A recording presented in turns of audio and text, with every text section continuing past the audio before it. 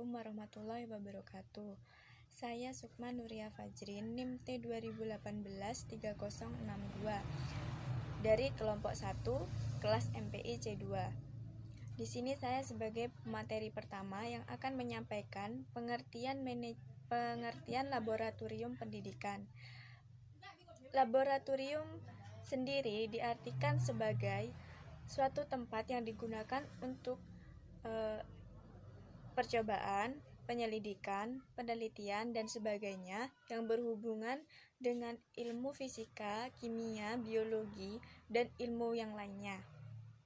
Di mana laboratorium ini berada di tempat tertutup maupun terbuka. Nah, tempat tertutup ini bisa di kelas, di rumah kaca, dan sebagainya. Dan laboratorium di tempat terbuka itu bisa di lingkungan masyarakat. Jadi, laboratorium pendidikan adalah unit penunjang akademik yang digunakan untuk melaksanakan kegiatan pendidikan, penelitian, dan pengabdian kepada masyarakat dengan menggunakan peralatan, bahan berdasarkan metode keilmuan tertentu. Seperti itu. Yang selanjutnya ialah fungsi laboratorium pendidikan.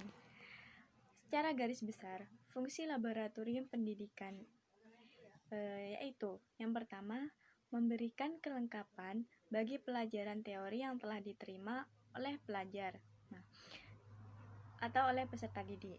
Yang kedua, memberikan dan memupuk keberanian untuk mencari hakikat kebenaran ilmiah dari sesuatu objek dalam lingkungan alam dan lingkungan sosial. Yang ketiga, menambah keterampilan dan mempergunakan alat media yang tersedia. Yang keempat, memupuk rasa ingin tahu seorang peserta didik sebagai modal sikap ilmiah seorang calon ilmuwan. Yang selanjutnya, memupuk dan membina rasa percaya diri sebagai keterampilan yang diperoleh. Yang selanjutnya, sebagai tempat berlangsungnya kegiatan pembelajaran secara praktek yang memerlukan peralatan khusus. Yang selanjutnya, sebagai tempat yang dapat mendorong semangat peserta didik untuk memperdalam pengertian dari suatu fakta yang diselidiki dan diamati. Dan yang terakhir, sebagai tempat pelajar berlatih menerapkan keterampilan proses sesuai dengan tuntutan pembelajaran yang mengutamakan proses selain produk. Terima kasih. Kurang lebihnya saya mohon maaf. Assalamualaikum warahmatullahi wabarakatuh. Nama saya Kirana Septiandista, NIM T 2018-3047. Saya akan menjelaskan tentang sejarah laboratorium pendidikan. Dan saya akan melanjutkan penjelasan dari yang sebelumnya, yaitu Mbak Sukma. Sebelum saya menjelaskan tentang laboratorium pendidikan, sejarah laboratorium pendidikan, saya akan menjelaskan secara singkat apa itu pengertian laboratorium. Jadi laboratorium adalah instalasi atau yang digunakan untuk suatu pengujian. Jadi seperti tempat untuk penguji coba seperti itu. Sedangkan menurut KBBI, laboratorium itu adalah tempat atau kamar tertentu yang dilengkapi peralatan untuk mengadakan suatu percobaan. Jadi sejarah laboratorium itu sendiri adalah laboratorium pertama kali ada di dalam pembelajaran sains. Pertama kali yaitu ada di Amerika Serikat. Pendidikan sains awalnya dianggap sebagai studi filsafat alam karena pengalaman yang ditemui di lingkungan hidup manusia dibawa ke bangku kuliah sebagai bahan pembelajaran. Dapat kita lihat bahwa dari para pemimpin fase-fase di Amerika seperti tokoh Franklin dan Jefferson sangat menekankan pentingnya pendidikan. Jadi awalnya laboratorium ini itu menekankan adanya pentingnya pendidikan. Karena pendidikan sains memiliki hakikat, aspek proses, produk, nilai, sikap, dan juga model.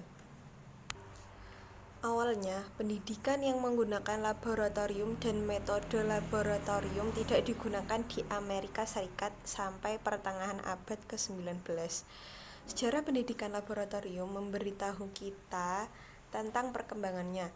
Meskipun ada laboratorium kimia baik di Amerika Serikat dan di Eropa, penggunaan laboratorium untuk tujuan pendidikan berasal dari Jerman. Ada laboratorium pendidikan pada akhir tahun 1700-an di Amerika Serikat, tetapi pengaruh sarjana Jerman, Justus von Liebig, membuat pendidikan laboratorium jauh lebih luas. Reformasi tentang peningkatan program pendidikan sains di Amerika Serikat segera mempengaruhi pendidikan sains di Eropa dan kegiatan pendidikan serupa mulai digunakan. Reformasi semacam itu mencakup peningkatan isi mata pelajaran sains dan matematika. Setelah Perang Dunia ke-1, sebuah diskusi tentang perlunya laboratorium untuk tujuan pendidikan dimulai. Diskusi ini berfokus pada pertanyaan-pertanyaan berikut. Haruskah siswa melakukan eksperimen di laboratorium untuk belajar? Dan bisakah siswa belajar sains hanya melalui teknik dan demonstrasi? Nah, setelah Perang Dunia Kedua, pernyataan tentang penggunaan laboratorium untuk tujuan pendidikan menjadi luar biasa. Pada saat yang sama, pentingnya pendidikan sains kembali diakui. Diasumsikan bahwa laboratorium adalah salah satu metode pengajaran yang valid dan berharga dalam pendidikan sains. Alasan yang mungkin dari tindakan ini adalah temuan ilmiah yang signifikan selama perang. Pertanyaan tentang laboratorium yang dievaluasi bagaimana seharusnya pendidikan laboratorium. Berdasarkan pandangan ini, program pendidikan direvisi sekitar tahun 1960 dan laboratorium mulai menjadi bagian dari program ini. Semua perubahan ini di dunia juga mempengaruhi pendidikan sains di semua negara, termasuk di Indonesia. Kurikulum K13 menuntut peserta didik memiliki keterampilan bagi siswa dan yang tertuang dalam standar proses di dalamnya memuat aspek standar sarana dan prasarana menurut adanya sarana laboratorium. Itu adalah sejarah tentang laboratorium pendidikan. Mohon maaf apabila ada kekurangan. Saya mohon maaf. Wabarakatuh. Nama saya Fatimah Zahroh, NIM T2018-3041. Saya di sini akan menjelaskan poin yang ketiga, yaitu karakteristik laboratorium pendidikan. Nah, definisi karakteristik itu sendiri yaitu fitur pembeda dari seseorang atau sesuatu.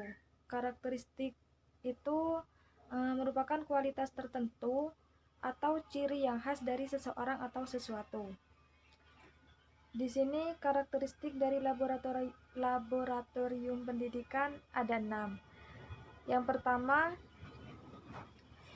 tempat untuk berlatih, mengembangkan keterampilan intelektual melalui kegiatan pengamatan, pencatatan, dan pengkaji gejala-gejala alam. Yang kedua, dapat mengembangkan keterampilan motorik siswa. Yang ketiga, melibatkan siswa secara langsung dalam mengamati suatu proses. Selanjutnya yang keempat yaitu siswa dapat meyakini hasilnya karena dapat mendengar, melihat, meraba, dan mencium secara langsung apa yang sedang dipelajari.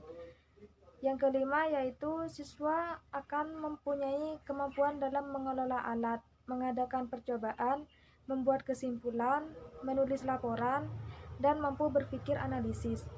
Nah, dan yang terakhir, yang keenam yaitu membangkitkan minat ingin tahu dan memperkaya pengalaman berpikir ilmiah. Mungkin hanya itu penjelasan untuk poin karakteristik laboratorium pendidikan. Kurang lebihnya mohon maaf. Wassalamualaikum warahmatullahi wabarakatuh.